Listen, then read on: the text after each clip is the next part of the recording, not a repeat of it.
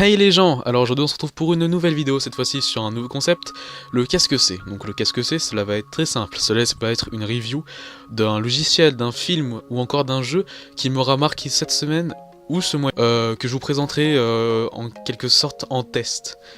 Donc cette fois-ci on va commencer directement avec le numéro 1 donc de ce mois-ci ou de cette semaine-ci, cela dépendra de ce que je fais et de ce que je regarde.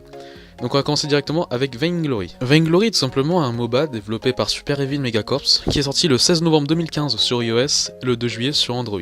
Le gameplay de ce jeu est très dynamique et très fluide à la fois, mais à la fois aussi simple et compliqué. Compliqué dans le sens où il vous faudra connaître le personnage que vous jouez et le personnage que vous avez en face. Sur ce jeu, il vous sera assez facile de trouver des parties multijoueurs, car la communauté grandit de jour en jour.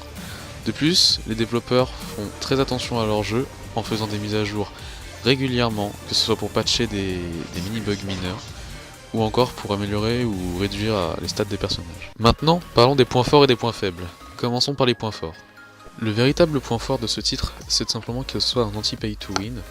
Le fait que les graphismes soient vraiment jolis, voire assez lisses, et qu'il n'y a rien à envier à des jeux de console. Des personnages vraiment charismatiques, une liste de personnages vraiment correcte, donc à l'heure où je vous parle, il y en a actuellement 22. Maintenant, passons aux points faibles. Le jeu consomme pas mal de batterie, car déjà il faut être tout le temps connecté à internet, et sachant qu'une partie dure en moyenne 20 minutes. Ensuite, il y a quelques ralentissements ou des petits bugs mineurs, et tout simplement, en dernier point faible plutôt, le fait que actuellement, à l'heure où je vous parle, il n'y a qu'une seule arène à jouer.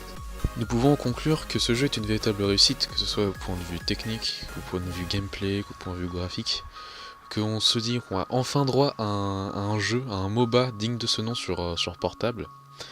Car déjà il y a eu vraiment beaucoup d'e-sport, beaucoup de compétitions e-sport qui ont été organisées autour de ce jeu. Ce jeu nous promet plein de bonnes choses et espérons qu'il continue en ce chemin. Et bien c'est la fin de cette vidéo, n'oubliez pas le petit pouce bleu qui fait toujours plaisir, abonnez-vous si c'est pas déjà fait, si mon travail vous intéresse. Et bien sur ce, je vous dis à la prochaine, ciao tout le monde.